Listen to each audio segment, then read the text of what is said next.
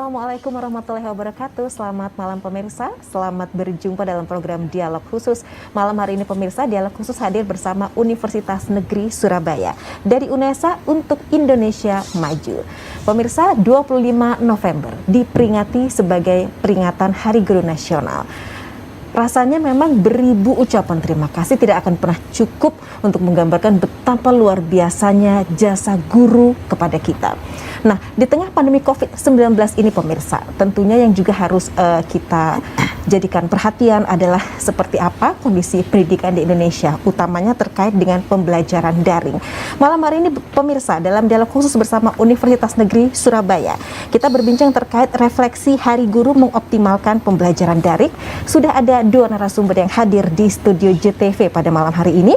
Ada Bapak Bahtiar Syaiful Bahri, beliau merupakan Ketua LP3EM, Lembaga Pengembangan Pembelajaran dan Penjaminan Mutu UNESA, yang juga pakar pembelajaran daring. Pak Bahtiar, selamat malam. Selamat malam. Bahagia Bapak bisa datang di studio JTV pada malam hari ini di kesempatan yang istimewa. Tidak ketinggalan pemirsa, ada Bapak Muhammad Reza yang merupakan dosen PG PAUD yang juga pakar parenting. Pak Reza, selamat malam. Bahagia juga di hari yang istimewa. Pak Bahtiar, Pak Reza bisa bersedia hadir di studio JTV. Dan pemirsa, Anda juga bisa bergabung bersama kami nanti tentunya di dua line telepon 031 82 510 82 570. Baik Pak Bahtiar, ini luar biasa. Kita melihat ada pola baru atau lebih tepatnya menuju baru begitu ya, hal yang tidak kita duga sebelumnya terkait dengan pembelajaran daring. Di awal perjumpaan kita dalam dialog khusus kali ini Pak, apa yang mau Bapak sampaikan? Baik, terima kasih Mbak Tika. Pertama-tama saya juga ingin mengucapkan terima kasih kepada seluruh guru-guru saya. Baik. Mulai TK, SD, SMP sampai perguruan tinggi yang telah berhasil mengantarkan saya pada posisi ini. Tentu mudah-mudahan Allah SWT membalas kebaikan beliau semua yang mengantarkan saya khususnya dan semua yang pernah merasakan jasa guru. Tidak terasa memang ternyata Allah Tuhan Yang Maha Esa memberi pelajaran kepada kita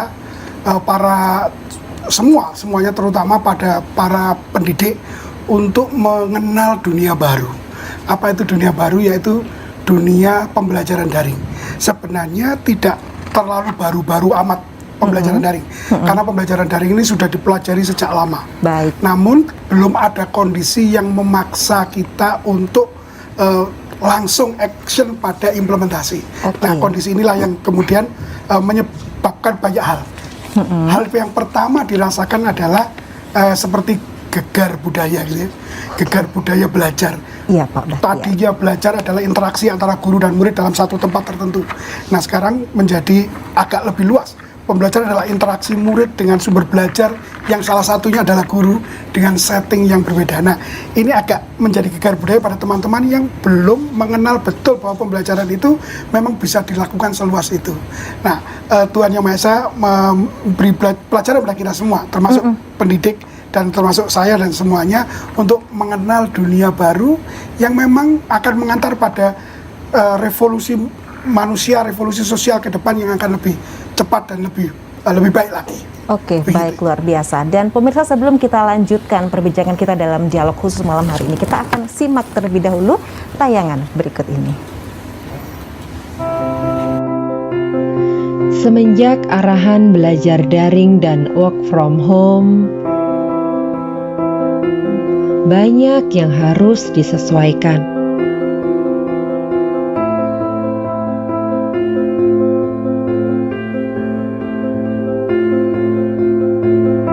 Pergantian peran,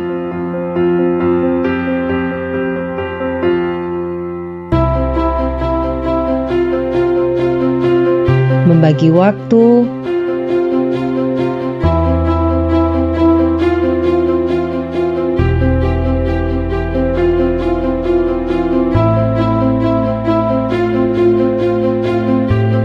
perhatian,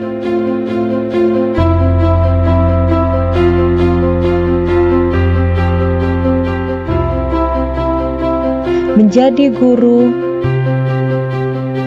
teman, sekaligus ibu bagi mereka.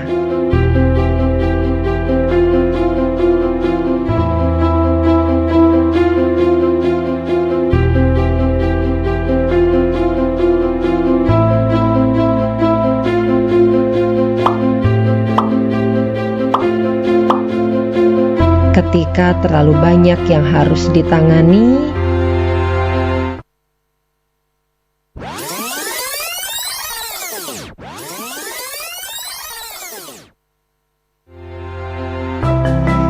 Konsultasi pendidikan daring Didik-In membuatku memahami anak-anak lebih baik. Adaptasi belajar daring terasa lebih ringan.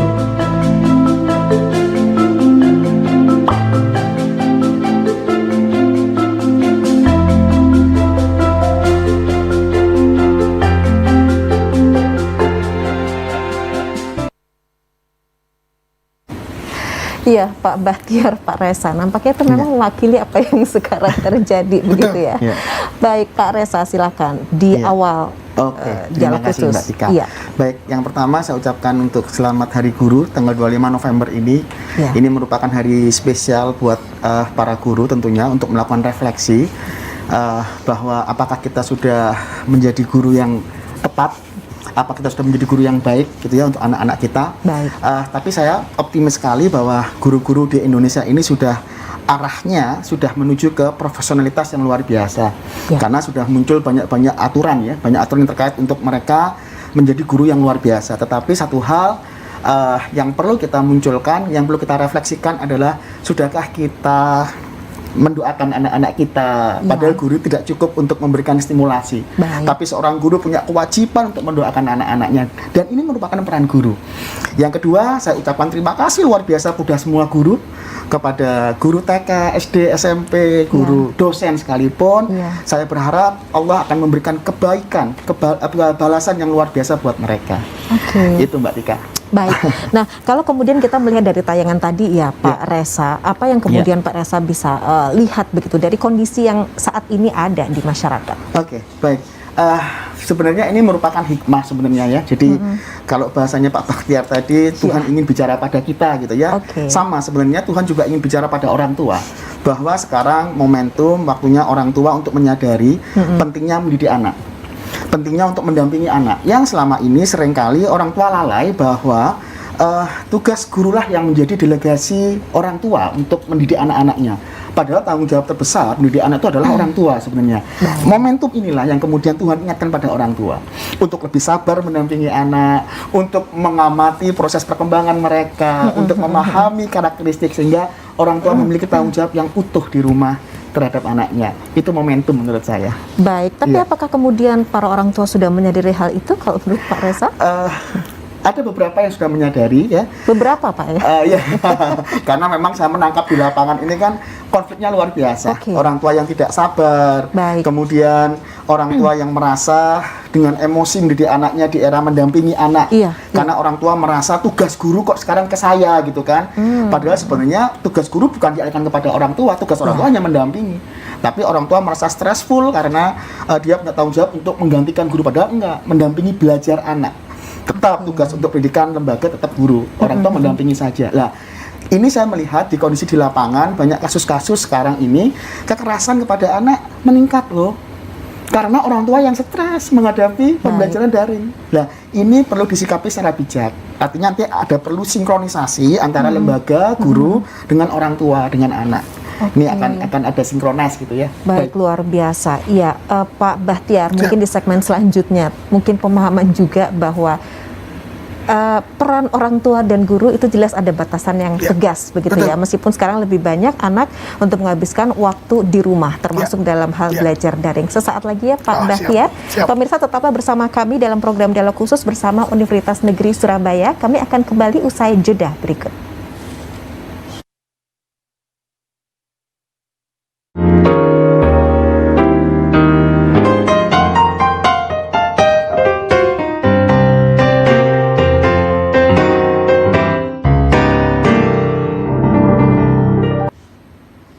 Ya pemirsa, program dialog khusus bersama Universitas Negeri Surabaya pada malam hari ini. Dan pemirsa, untuk informasi lebih lanjut terkait segala sesuatu di Universitas Negeri Surabaya, Anda bisa membuka website www.unesa.ac.id, IG-nya di @official_unesa, YouTube di official Unesa, dan Facebook di Universitas Negeri Surabaya. Baik Pak Bahtiar, kalau kita berbicara mengenai dari sudah sekian bulan pendidikan daring diterapkan di Indonesia, bagaimana evaluasi yang bisa kita jadikan bahan untuk perbaikan begitu Pak? Ya, baik. Pembelajaran daring yang dengan terpaksa kita lakukan, kita lakukan ini memang tadi saya sampaikan di segmen sebelumnya adalah kita mengalami gegar budaya. Gegar budaya itu kita keterkejutan budaya, ketidaksiapan dan sebagainya. Maka mungkin selama awal tahun ini ketika pandemi mulai sekitar bulan Maret kalau tidak salah, sampai semester genap tahun akademik tahun ajaran 2019-2020 di bulan Juli Agustus itu memang masih semerawut proses pembelajaran daring, masih tidak siap. Tapi Universitas Negeri Surabaya khususnya dan mungkin beberapa layanan-layanan pendidikan lain juga mulai menyiapkan diri untuk semester genap, semester gasal 2020-2021. Artinya semester gasal ini sudah mulai lebih tertata. Seperti contohnya kami mengevaluasi bagaimana pembelajaran daring dilakukan pada semester sebelumnya. Di tempat kami di Pusat Penjaminan Mutu melakukan evaluasi bagaimana proses pembelajaran itu terjadi. Dan memang betul ada beberapa yang tidak semua memang capaian-capaian pembelajaran itu dapat dilakukan melalui pertemuan daring. Artinya memang harus ada pertemuan-pertemuan yang tatap muka secara langsung. Tapi karena kondisi maka tidak bisa. Optimalisasi pencapaian CP atau capaian pembelajaran itu yang mungkin tidak tercapai secara optimal. Itu ya, di semester pertama. Lalu di semester kedua tahun ini itu sudah mulai ditata. Artinya ada bahan-bahan belajar, bahan-bahan ajar yang oleh para dosen disiapkan untuk mampu melayani CP-CP yang mungkin tidak tercapai ketika dengan terpaksa pembelajaran daring dilakukan. Apa misalnya di UNESA telah dikembangkan LMS, Learning Management System, namanya VINESA, Virtual Learning UNESA, yang menyediakan semua paket-paket atau bahan ajar yang bisa diakses oleh mahasiswa. Jadi dosen sudah kami di LP3M khususnya sudah menyiapkan dan melakukan pelatihan pada semua dosen, pada semua mata kuliah untuk menyiapkan bahan-bahan ajar itu. Memang ada yang sudah sangat siap betul dan ada yang siapnya itu harus difasilitasi dengan optimal oleh lembaga. Namun alhamdulillah untuk semester kedua ini, paruh tahun kedua ini sudah dapat berjalan secara relatif lebih baik. Relatif. Meskipun itu tadi Mbak Tika, tidak semua capaian pembelajaran, tujuan-tujuan pembelajaran dapat dicapai melalui daring. Kita tahu tujuan pembelajaran, sebuah pembelajaran itu sangat ditentukan oleh 3 variabel. Karakteristik tujuan, karakteristik materi, dan karakteristik siswanya. Mungkin karakteristik siswa yang auditif, visual, kinestetik, karakteristik materi yang bersifat fakta, prinsip, prosedur, dan sebagainya, serta karakteristik tujuan yang memang tidak semuanya dapat dicapai melalui daring. Baik, artinya ada tantangan memang Pak Bahtiar, tapi kita juga tidak boleh mengesampingkan bahwa ada hal positif yang tumbuh dari pembelajaran daring begitu. Salah satu yang dialami juga oleh teman-teman mahasiswa dan juga dosen di UNESA. Seperti apa Pak kalau kita bicara sisi positifnya juga? Nah, sebenarnya kalau mau di persentase ya, kalau mau dikotomikan mana lebih banyak aspek positif maupun aspek negatif ini sangat tergantung dari apa yang dipelajari.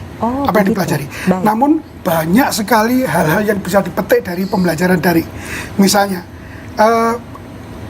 belajar itu kan tidak hanya melihat pada objek yang ada di depan, tapi bagaimana kemampuan berasosiasi, kemampuan bersubstitusi dari kemampuan kognitif. Kita tahu ada teori daya dari kemampuan otak itu kan tidak hanya melihat apa yang ada di depan kita. Seperti anak usia dini misalnya, ketika menghitung 2 buah apel ditambah 3 buah apel, ada berapa buah apel, kan tidak hanya apa yang dilihat, tapi bagaimana teori substitusi, teori asosiasi dalam berpikir itu sangat berkembang di luring. Sehingga ketika para dosen dengan keterbatasan hanya satu layar itu saja, tapi dosen diminta untuk mengoptimalkan kemampuan otak dalam berpikir yang sangat bebas seperti itu. Nah, kalau dosen atau para guru mampu mendorong siswanya ke arah berpikir yang seperti itu, tidak hanya secara objek dapat dilihat, tapi bagaimana otaknya atau kemampuan berpikirnya dapat berkembang ke sana, itu justru kita memetik hal yang sangat positif dari belajar dengan daring. Oke, artinya meskipun ada kendala di sana sini, itu bukan hambatan untuk kemudian kita bisa terus mengeksplor, begitu ya Pak, ya, dalam hal pembelajaran daring. Oke, Pak Resa, ini saya menunggu-nunggu kalau dari orang tua, ini seperti apa kemudian dari sisi orang tua, murid ya Pak ya, terkait dengan evaluasi pendidikan daring selama pandemi ini? Ya. Yang paling gampang kan indikatornya kita lihat berita saja ya. Di berita itu beberapa muncul bagaimana orang tua yang kurang sabar ketika mendampingi anak, yang merasa anak tidak bisa mencapai capaian pembelajaran yang sesuai yang diinginkan dalam belajarnya, maka orang tua penuh emosi untuk mendampingi. Sampai bahkan September kemarin kalau kita lihat berita, ada orang tua yang marah sampai kemudian korban anak yang tanpa sengaja melakukan kekerasan sampai si anak ini meninggal gitu kan. Lah, ini kan sebuah gambaran ternyata dinamika di dalam orang tua ketika menghadapi era pandemi ini kan luar biasa. Luar biasa artinya perlu sebuah adaptasi dari orang tua. Makanya sekarang ini sebenarnya momentum buat orang tua untuk pendidikan kan nggak cuma sekedar kognitif. Pendidikan itu adalah karakter juga, bagian pendidikan. Justru malah itu yang paling kuat, terutama pada anak usia dini yang menjadi momentum kita untuk menstimulasi. Maka ini waktunya orang tua untuk mengarahkan karakter anak sebenarnya. Dengan dia memiliki banyak waktu di rumah dengan anak, dengan dia bisa mendampingi anak untuk secara disiplin, dia awasi secara langsung gitu kan. Nah, maka perlu ada sebuah sinkronisasi antara lembaga, guru dengan orang tua sehingga bisa match lah.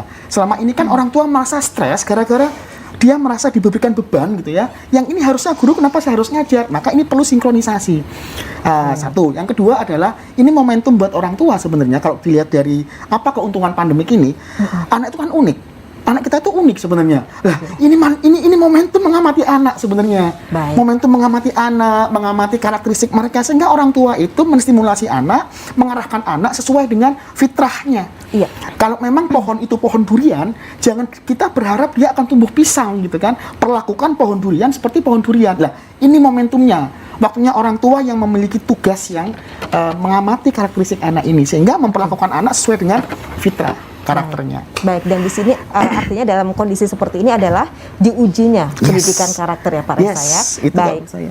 Oke, pemirsa di segmen selanjutnya silakan Anda bisa bergabung bersama kami di 031 82510 82570. Dialog khusus bersama Universitas Negeri Surabaya masih akan kembali sesaat lagi.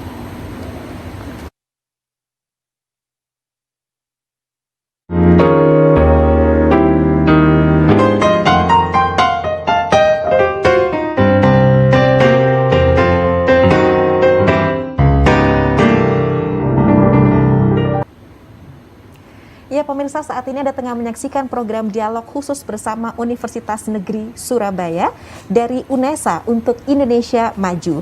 Nah, pemirsa, segala sesuatu yang terkait dengan UNESA Anda bisa buka saja websitenya di www.unesa.ac.id, IG di @official_UNESA, kemudian YouTube di Official UNESA dan juga FB Universitas Negeri Surabaya. Pemirsa, di segmen ini silakan Anda sudah bisa bergabung bersama kami di 031 82510 82570. Sudah bersama Bapak Bahtiar Syaiful Bahri yang juga pakar pembelajaran daring dan juga Bapak Muhammad Resa yang juga merupakan pakar parenting. Baik Pak Bahtiar, ini kalau kita bicara prediksi pendidikan di Indonesia, sistemnya seperti apa? Akankah terus daring ini berlanjut begitu? Seperti apa Pak? Ya, baik. Saya hanya mengutip pendapat ahli yang saya pernah baca, saya pernah dengar dari media, baik media sosial atau media-media pribadi beliau, bahwa kita ke depan jangan berharap untuk kembali ke old normal. Kita akan berdampingan dalam situasi new normal dan akan terus berkembang. Maka tugas kita adalah bagaimana caranya. Itu saja.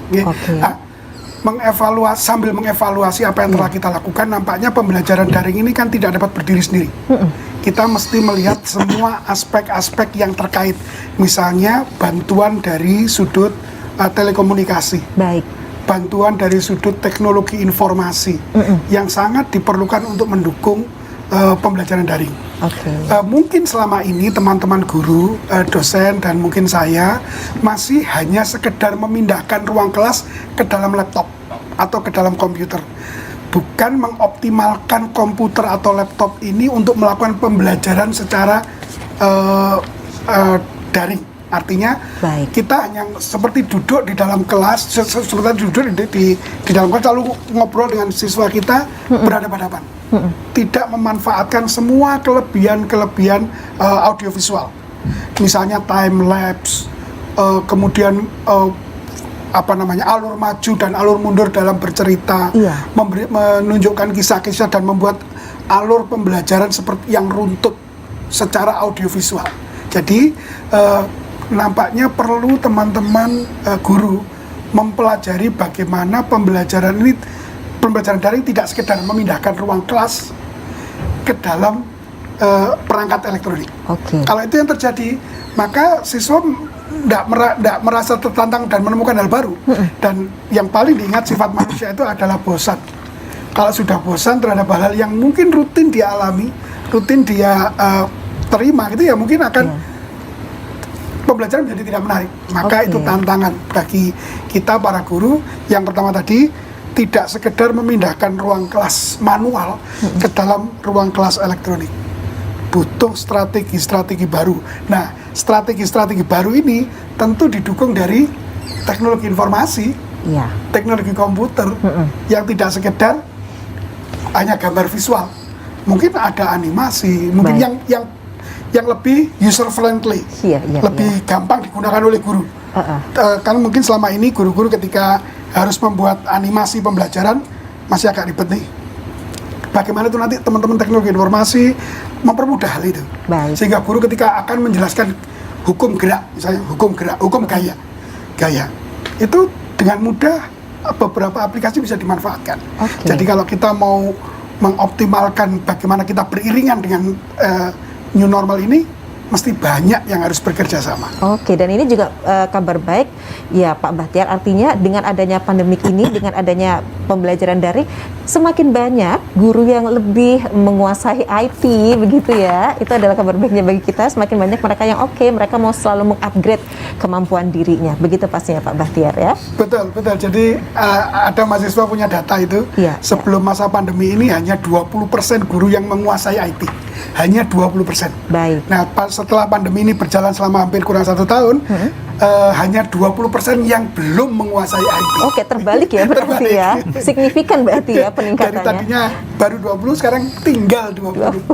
Kabar baik, syukurlah. Pak Bahtiar, Pak Resa, kita sudah ada penelpon yang bergabung. Halo, selamat malam.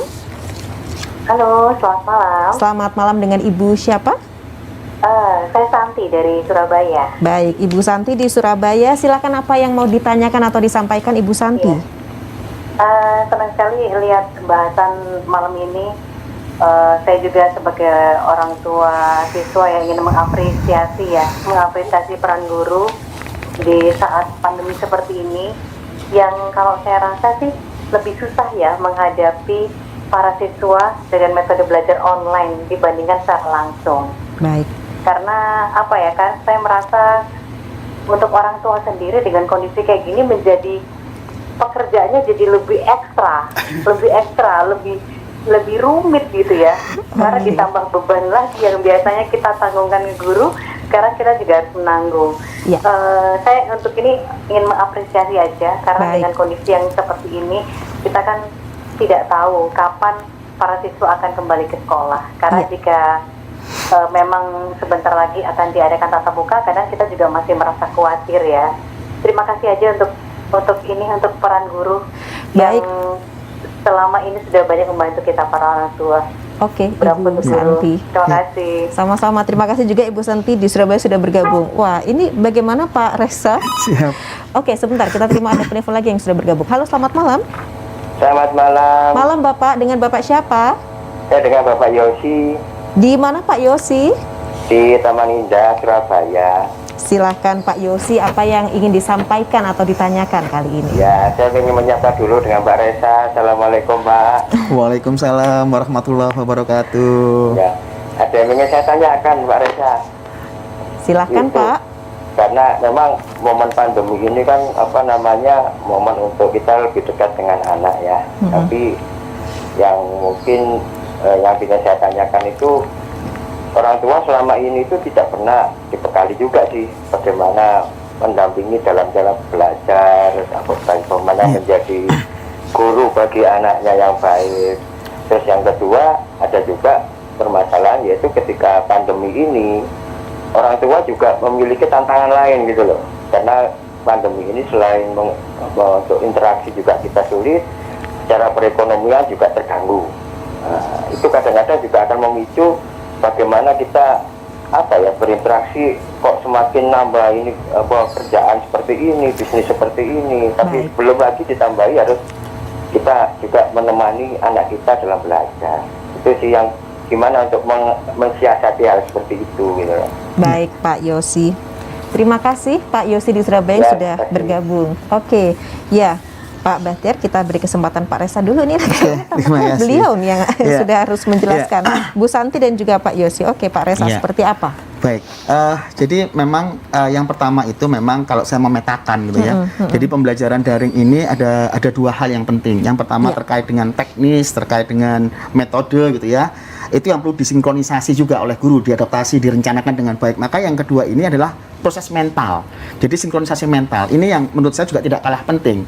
Artinya sebenarnya kalau memang ada perencanaan yang matang dalam pembelajaran, maka yang pertama adalah lembaga atau guru bisa mendata nih kemampuan orang tua dalam mendampingi, dari segi waktunya kapan, platformnya harus menggunakan apa. Jika lembaga mendata semacam itu, maka yang pertama pasti akan ada cara komunikasi yang tepat kepada siswa. Oke, sehingga itu akan sedikit mengeliminasi stres orang tua. Karena kadang jadwal yang muncul, terutama pada anak usia dini nih, yang harusnya ketemu dengan guru ketika online, kan harus dampingi orang tua, didampingi oleh pendampingnya, entah itu ibu bekerja sama dengan ayah, atau mungkin bekerja sama dengan pihak-pihak lain di rumah gitu kan, maka jadwalnya kan harus tepat. Bagaimana mungkin ibu yang bekerja, ayah yang bekerja jam 8, gadgetnya dibawa orang tua, tapi kemudian guru menghubungi anak. Kalau tidak tahu jadwal, maka itu yang terjadi. Nah, hal ini yang perlu disinkronkan secara teknisnya. Tetapi secara mental kita harus siap. Harus siap artinya apa? Di era pandemik ini ada sebuah hal yang memang berubah gitu ya. Jadi yang selama ini memang mindsetnya bahwa guru secara total mendidik anak, maka sekarang kembali ke fitrahnya. Kalau kita lihat di pusat pendidikan kan ya, jadi ada apa namanya? Ada guru, ada orang tua, ada masyarakat. Maka orang tua inilah yang sekarang ini menjadi hal yang utama dalam karakter terutama. Oke. Pertanyaan Pak Yosi tadi menarik itu. Bagaimana caranya? Yang pertama itu yang terjadi sinkronisasi. Maka yang kedua, jika kita memiliki mindset berpikir bahwa akan ada banyak perubahan, akan ada banyak ketidaktercapaian gitu ya. Ekonomi berubah. Rumah sakit berubah, pendapatan berkurang, bahkan di level pendidikan saja banyak capaian pembelajaran yang juga maka sekarang kita akan mengandalkan perubahan-perubahan yang sangat mungkin di rumah. Saya berbicara pada sisi orang tua, adalah karakter. Maka ini momentum, artinya gini, tolong kita agak lepaskan sedikit capaian pembelajaran terkait dengan kognitif. Maka orang tua, saya minta jangan sekarang diberikan anak target dalam perubahan yang kognitif yang akan drastis, tidak akan bisa tercapai. Artinya tujuan itu akan tereliminasi, akan berkurang gitu ya. Sehingga sekarang target kita kepada anak lebih kepada ini sisi orang tua ya, pada karakter yang kokoh. Jadi akhirnya apa? Di dalam era pandemik ini hikmahnya ada sinkronisasi antara ayah dan ibu mendidik anak, ada penjadwalan gitu ya. Jadi hal ini yang kemungkinan akan memunculkan perilaku anak untuk memiliki kemandirian, sifat yang kokoh, spiritualitas. Karena sekarang bayangkan orang tua sekarang punya jadwal ibadah yang bisa ngajak anak. Yang selama ini mungkin momentum itu hilang. Hal ini yang perlu kita syukuri. Jadi ada momentum bahwa hikmah satu, yang kedua adalah bersyukur bahwa ini momentum orang tua sekarang ini. Jadi terkait dengan hal-hal yang kognitif, prestasi mungkin sedikit kita kita abaikan sedikit. Sehingga orang tua lebih menerima kondisi anaknya. Baik, gitu. berarti ini sebenarnya adalah waktu-waktu emas begitu ya emas. bagi orang tua Waktu agar emas. mereka bisa lebih dekat dan bisa mengetahui sangat detail seperti apa sebenarnya tumbuh kembang anak-anaknya, agar kemudian kalau ada sedikit miss atau kesalahan tidak kemudian dikit-dikit menyalahkan guru atau sekolah. Mungkin itu ya Pak Esa, yang artinya pemahaman dimiliki orang tua. Sehingga momentumnya sekarang mau kita didik anak dengan emosi negatif atau emosi positif. Pilihannya itu pasti kita akan pilih mendidik dengan emosi positif. Untuk emosi positif perlu sinkronisasi. Yang kedua, perlu cara pandang orang tua pada anak pada target-target yang realistis di rumah. Sehingga tidak terlalu stres orang tua, sehingga tidak muncul kekerasan. Jadi artinya gini, tenang-tenang aja lah orang tua, nggak usah gagap dengan kondisi ini sehingga anak tidak menjadi korban akhirnya. Itu artinya jangan kemudian itu dijadikan beban bagi orang tua. Bahkan itu sebenarnya kewajiban ya. Artinya orang tua juga sangat berkewajiban untuk mendidik anaknya. Dan ini adalah waktu yang Tuhan berikan. Iya kan Pak Bahtiar? Betul nggak sih Pak Resa? Artinya ini waktu yang Tuhan berikan bahwa ini adalah kewajiban kalian para orang tua yang sudah siap punya anak, bukan hanya siap punya anak, tapi lebih dari itu, yaitu mendidik mereka sepanjang masa. Begitu ya? Oke, baik. Dan juga Pak Bahtiar, nanti di segmen selanjutnya kita berbicara ketika kemudian kita mengevaluasi pendidikan secara daring selama ini, tentu bukan hanya penilaian semata, tapi ada solusi yang ditawarkan oleh Universitas Negeri Surabaya, bukan? Oke, pemirsa, sesaat lagi program Dialog Khusus bersama Universitas Negeri Surabaya akan kembali hadir ke hadapan Anda. Saya nanti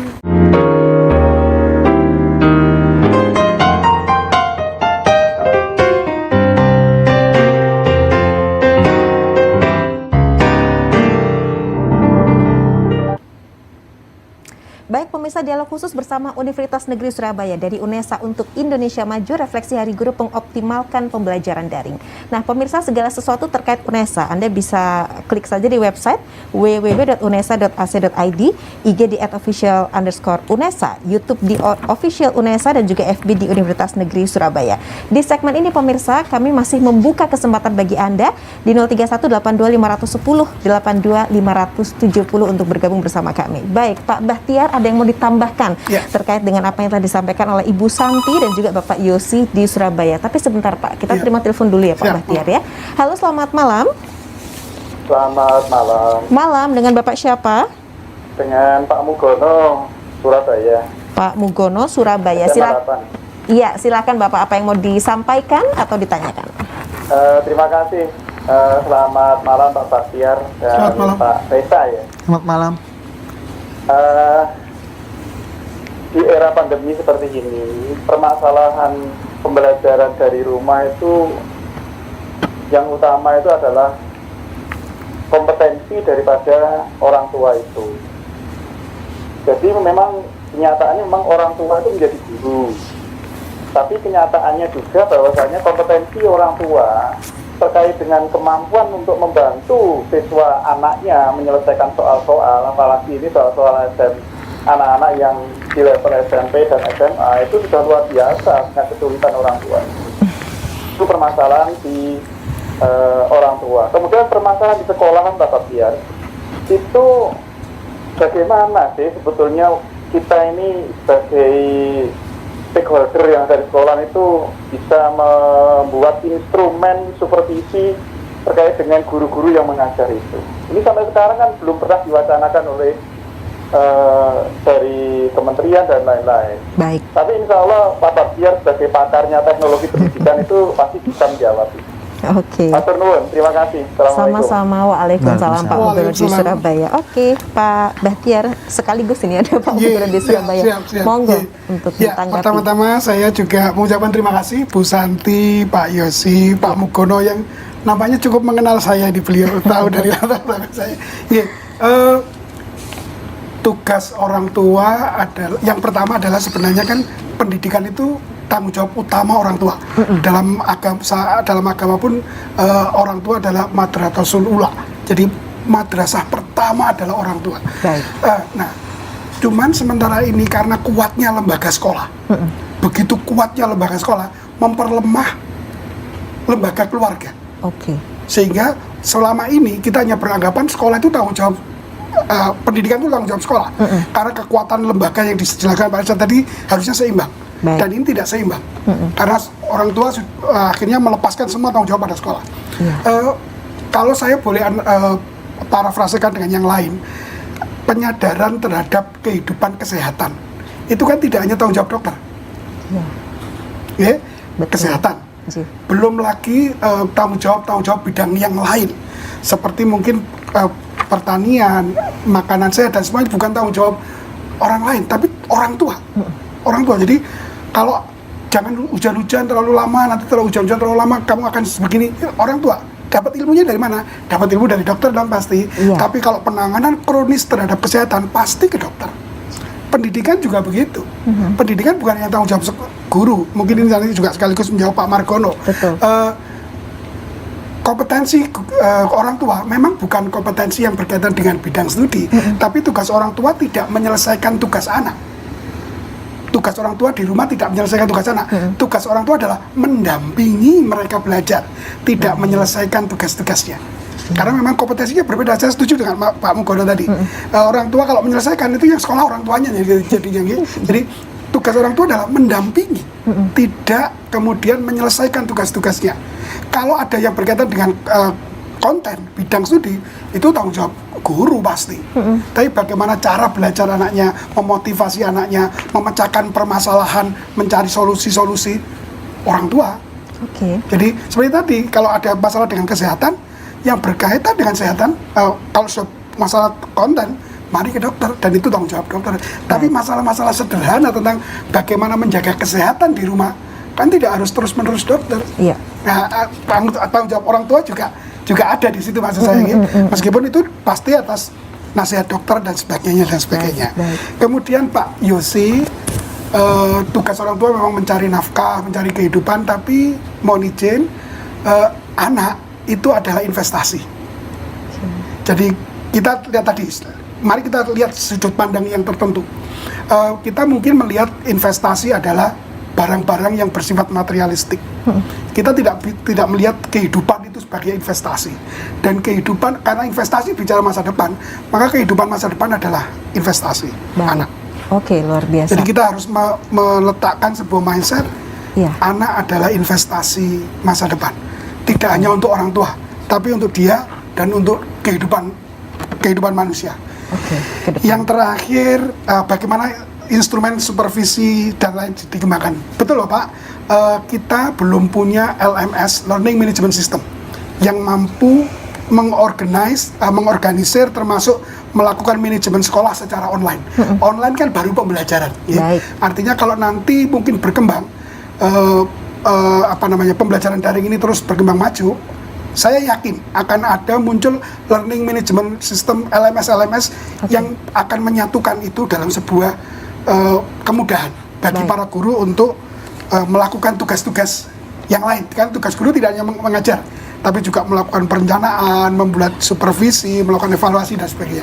Jadi LMS ini kata kuncinya tadi, kalau berkaitan dengan LMS mesti terkait dengan ahli-ahli yang lain, ahli IT dan lain sebagainya. Jadi saling terkait ya pastinya Pak Bahtiar. Pak Reza menambahkan Pak terkait dengan apa yang disampaikan Pak Mugono terkait kompetensi orang tua.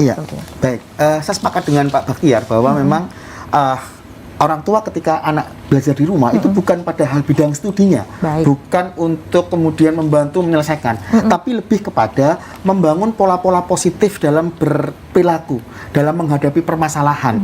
Jadi misal sekarang ini yang awalnya orang tua tidak peduli akan scheduling waktu, sekarang waktunya orang tua untuk peduli akan scheduling pada anak. Jika anak itu butuh struktur, sehingga hari ini sekarang kita mencoba untuk mengatur struktur anak.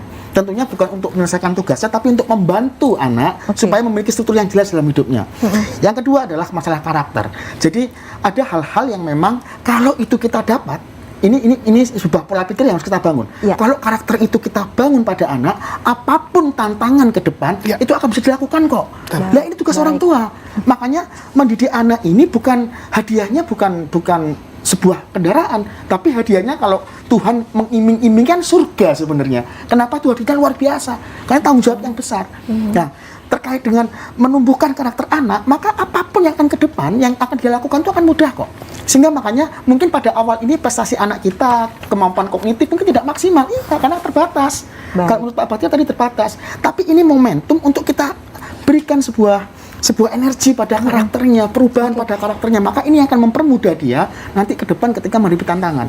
Lah ini sekarang menjadi sebuah momentumnya. Makanya tidak mudah memang mendidik anak, tapi perlu sebuah usaha ekstra. Lah yang kedua tadi Mbak Tika terkait dengan di lembaga tadi bahwa kenapa orang tua nggak punya kompeten ya. Memang sekarang ini kan memang harus ada sebuah kerjasama antara lembaga dengan orang tua, sehingga sekarang mulai banyak nih muncul parenting di TK, setiap 6 bulan sekali ada parenting. Maka ini mungkin jembatan untuk memiliki orang tua supaya punya membuat orang tua punya kompetensi dalam menyeimbangkan perannya dengan sekolah. Baik. Nah, Pak Bahtiar, terkait dengan untuk mewujudkan pendidikan daring yang berkualitas begitu, Pak, kontribusi dari UNESA sendiri terkait dengan hal ini seperti apa? Ya, baik. UNESA sebagai lembaga perguruan tinggi yang memang punya salah satu mandatnya adalah lembaga pendidikan tenaga kependidikan. Artinya pendidikan adalah salah satu core bisnisnya. Maka kita banyak melakukan penelitian-penelitian, banyak melakukan layanan-layanan kepada masyarakat tentang pembelajaran daring. Sebenarnya tidak hanya pembelajaran daring. Sejak dulu UNESA sangat komitmen dengan strategi-strategi, model-model, evaluasi-evaluasi pada pembelajaran. Nah, khusus menghadapi situasi daring ini, kami di UNESA juga memberikan layanan lain, yaitu nanti Bapak Ibu bisa atau Mbak Tika bisa menjelaskan di didik.in. Itu kami memberikan layanan segala pertanyaan apapun tentang pembelajaran daring. Apakah strategi pembelajarannya atau bagaimana cara melakukan pendampingan kepada anak, bagaimana mengembangkan strategi mengelola waktu, mengelola mental anak, itu bisa kontak ke didik.in tadi. Oke, baik. Jadi hal-hal apapun begitu ya Pak, yang terkait dengan pembelajaran meskipun tidak hanya daring itu bisa ada di situ. Iya, kami memang berkomitmen untuk itu. Banyak hasil-hasil penelitian-penelitian dosen yang sebenarnya siap untuk dibagi. Jadi mungkin ini juga salah satu media, salah satu saluran untuk kami menyalurkan hasil-hasil temuan-temuan kan. Oke, Pak Reza, bagaimana Pak menanggapi dengan adanya layanan yang diberikan oleh UNESA? Jadi UNESA sekarang punya layanan untuk pembelajaran daring. Tidak hanya guru, tapi juga untuk orang tua. Karena UNESA sudah punya daftar gitu ya para ahli yang nanti akan bisa membantu menyelesaikan permasalahan yang dialami oleh guru maupun orang tua ketika dalam kondisi daring. Jadi mudah-mudahan komitmen kami gitu ya bisa memberikan hal yang terbaik kepada masyarakat ketika mereka membutuhkan, dan kami akan siap merespon secara cepat, mungkin dengan ada semacam layanan nanti aplikasi mungkin yang nanti mungkin bisa menjadi salurannya. Baik. Gitu. Iya, Pak Bahtiar, apa kemudian yang membuat UNESA begitu ya kemudian memunculkan ada layanan ini? Artinya latar belakangnya sendiri apa melihat dari atau mengevaluasi dari yang selama ini ada? Baik, sejak pandemi ini terjadi sudah mungkin ratusan webinar yang dilakukan oleh UNESA. Ratusan tema sudah kita bahas. Artinya di situ kami juga menghimpun masalah-masalah yang dikemukakan oleh masyarakat. Pada sebuah webinar itu ada anggota masyarakat yang mulai dari Sabang sampai Merauke mengutarakan semua masalah-masalahnya. Bagaimana mengatasi kebosanan anak menghadapi pembelajaran daring, bagaimana untuk anak usia dini ini bisa lebih betah, agak lama sedikit, bagaimana untuk anak SMP, bagaimana untuk anak SMA, bagaimana pembelajaran praktek yang harus didaringkan. Mengatasi itu semua kita tidak diam. Kita tadi dijelaskan Pak Reza, kita mengidentifikasi siapa para ahli di UNESA yang mempunyai solusi-solusi untuk pemecahan masalah itu. Misalnya untuk masalah parenting itu akan nanti yang melayani akan Pak Reza. Kalau ada berkaitan dengan kurikulum dan pembelajaran, mungkin salah satunya saya di antara teman-teman lain yang punya karya-karya yang baik. Itu jadi intinya kami ingin menyumbangkan dan berdiskusi juga, karena kami punya ilmu yang mungkin tidak akan berkembang kalau tidak ada masalah-masalah yang perlu kami tangani saya. Oh, oke, baik. Artinya ini juga motivasi bagi dosen-dosen tentunya ya Pak Reza. Artinya untuk bisa terus mengupgrade. Artinya tidak mudah berpuas diri juga melihat dari fenomena-fenomena yang ada di masyarakat. Khususnya terkait dengan parenting ini Pak. Ini hal yang tidak kalah penting ya karena ini. Seperti apa Pak Reza? Jadi sebenarnya gini, parenting itu kan kalau kita lihat tadi bahwa pendidikan anak itu kan awalnya itu mulai dari lahir, dari dalam kandungan, itu kan yang memiliki peran penting kan orang tua. Betul. Kemudian ketika anak usia 0, 1, 2, 3, tergantungnya sama siapa? Orang tua. Padahal otak manusia itu berkembang itu di antara dalam kandungan 4 bulan sampai usia 8 tahun paling cepat. Maka ini sebenarnya momentum yang mendidik anak itu sebenarnya orang tua sebenarnya. Karena waktu yang dibelanjakan oleh anak itu dengan orang tua sangat luar biasa. Ini tanggung jawab orang tua. Nah, maka sebenarnya dalam sebuah pendidikan harus ada sebuah kerjasama yang baik antara lembaga, guru, orang tua dan masyarakat tentunya. Maka inilah peran orang tua sekarang untuk mengambil alih tanggung jawab fitrahnya sebagai sebagai orang tua secara utuh. Kalau melihat sedikit ke belakang kemarin sebelum terjadi pandemi, bagaimana sih Pak Reza melihat kerjasama ketiga lembaga ini?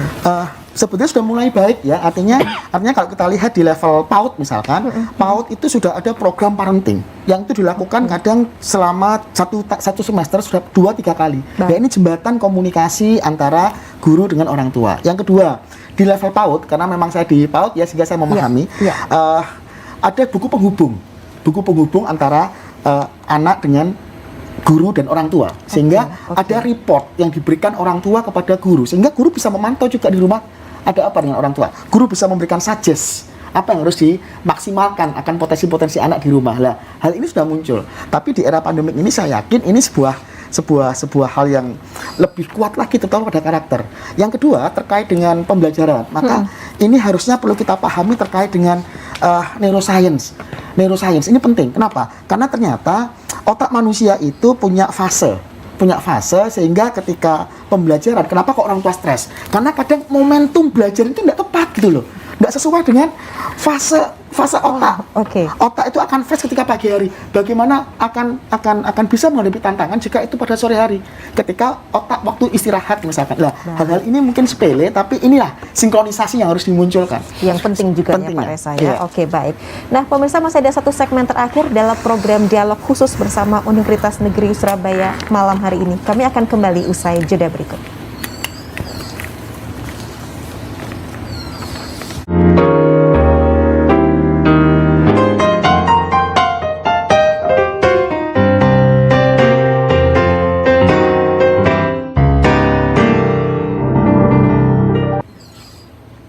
Ya pemirsa, terima kasih Anda masih setia untuk menyaksikan program dialog khusus malam hari ini bersama Universitas Negeri Surabaya dari UNESA untuk Indonesia Maju, refleksi Hari Guru mengoptimalkan pembelajaran daring. Baik, Pak Bahtiar, tadi kita sering malam hari ini tadi mendengarkan istilah mendampingi. Nah, itu sebenarnya seperti apa pemahaman mendampingi itu sendiri, Pak Bahtiar? Ya, terima kasih. Ini mungkin ada kaitannya dengan pertanyaan-pertanyaan dari para penelpon tadi. Baik. Sekali lagi, ini juga menunjukkan bahwa sebenarnya banyak orang tua di balik televisi ini yang sangat peduli pada anak-anaknya. Di balik gusarnya, kecemasannya dalam situasi pandemi ini, ingin memposisikan dirinya seperti apa, ingin berpartisipasinya seperti apa. Tadi ada beberapa kata yang sudah kita rangkum, kita ambil, yaitu orang tua itu tidak mengajari secara konten kepada anaknya. Kalau memang bidangnya bahasa Indonesia, matematika, ekonomi, sejarah, memang kompetensinya berbeda. Gitu ya. Saya pun tidak menguasai semua materi yang ditanyakan oleh anak-anak saya. Maka tugas orang tua adalah melakukan pendampingan. Pertanyaannya adalah, mendampingi itu kegiatan apa? Apakah duduk di samping anak ketika anak belajar itu sudah disebut mendampingi? Nah, tapi kalau duduknya anak disuruh belajar, orang tuanya duduk pegang gadget lalu bermain diri, itu bukan mendampingi. Beda cerita itu ya. Itu duduk di sampingnya, tidak pendampingan. Iya, Pak. Ini yang perlu ditekankan pada kita semua, bahwa pendampingan itu betul-betul mendampingi, mengiringi mereka ketika belajar. Mengikuti dan masuk ke dalam alur pikirnya. Bersama-sama bergandengan pikir, bukan bergandengan tangan ya, bergandengan pikir dengan anak ketika dia belajar. Konten memang orang tua tidak harus, Baik. Konten itu memang tanggung jawab guru. Justru ketika guru orang tua tidak bisa menjawab, anak yang juga tidak bisa menjawab, ini diskusi antara guru dan anak. Kalau gitu kamu besok tanyakan pada gurumu ketika bertemu. Iya. Tanyakan yang kamu tidak paham ini karena ibu atau bapak juga tidak paham. Nah, bimbing anak-anak menemukan cara untuk mencari jalannya. Itu ya. Mencari jalannya. Itu yang dimaksud pendampingan. Sekali lagi pendampingan bukan sekedar duduk di sampingnya. Tapi aktivitasnya berbeda. Aktivitasnya harus jadi satu. Seperti tadi dicontohkan dalam gambar, aduh saya harus memasak nih. Boleh ibu memasak, tapi pikiran ibu bersama anaknya. Oke Pak. Ya, jadi supaya anak itu betul-betul merasa, aku betul-betul ditemani nih oleh ibu, bukan diselesaikan masalahnya oleh ibu. Oke, begitu. Ya. Itu yang dimaksud mendampingi. Atau mungkin secara psikologis Pak Reza punya resep. Pak Reza, pada kesempatan ini mungkin singkat saja terkait dengan layanan juga didik ini betul, dan juga pesan Pak ini kepada orang tua pada kesempatan ini, silahkan. Baik, terima kasih. Yang pertama pesan kepada orang tua ya. Jadi yang pertama bahwa ini sebuah momentum sebenarnya di era pandemik ini sudah kembali bahwa orang tua mulai bergandengan tangan dalam satu keluarga untuk menyadari bahwa pentingnya pendidikan kepada anak. Yang kedua adalah terkait dengan layanan UNESA tadi, bahwa UNESA berkomitmen dengan didik.in tadi, layanan untuk memberikan kepada guru maupun orang tua terkait dengan permasalahan-permasalahan dalam pembelajaran daring, sehingga kami berusaha untuk memberikan solusi gitu ya, memberikan alternatif pemecahan apa yang mereka hadapi dalam pembelajaran daring. Silahkan untuk bisa melalui program yang didik.in tadi, penjadwalan mungkin akan terschedulkan di sana dan kami siap akan merespon. Baik Pak Reza. Ya Pak Bahtiar, singkat juga Pak terkait dengan perkembangan pendidikan ke depan seperti apa dan juga layanan didik.in. Silahkan Pak Bahtiar. Pembelajaran daring itu adalah pembelajaran yang mampu mengakomodasi kehidupan manusia di masa yang akan datang. Digitalisasi dan perkembangan dunia yang serba cepat. Artinya pembelajaran dengan daring harus terus dimanfaatkan. Meskipun nanti situasinya berbeda. Dan kita mungkin tidak akan kembali ke old normal tadi yang di sesi pertama. Kita akan terus memanfaatkan bagaimana daring ini kemudian semakin berinovasi. Tidak hanya sekedar tatap muka melalui elektronik. Mungkin ada inovasi-inovasi baru, karena yang paling melekat dengan perkembangan adalah inovasi. Jadi para guru, para orang tua perlu berinovasi bagaimana memanfaatkan daring ini menjadi lebih dinamis dan lebih manusiawi. Nah, resep-resep tentang itu, solusi-solusi itu kami sediakan di didik.in tadi. Monggo para guru, orang tua yang ingin berinteraksi langsung, silakan menghubungi. Baik, luar biasa. Kami juga sangat mengapresiasi apa yang sudah diluncurkan oleh Universitas Negeri Surabaya. Bapak Bahtiar Syaiful Bahri, terima kasih. Bapak Muhammad Reza, terima kasih. Sama-sama. Pemirsa, sampai di sini kebersamaan kita dalam program dialog khusus bersama Universitas Negeri Surabaya. Dari UNESA untuk Indonesia Maju, refleksi Hari Guru mengoptimalkan pembelajaran daring. Saya Tika Subandi. Selamat malam pemirsa, sampai jumpa. Wassalamualaikum warahmatullahi wabarakatuh. Waalaikumsalam warahmatullahi wabarakatuh.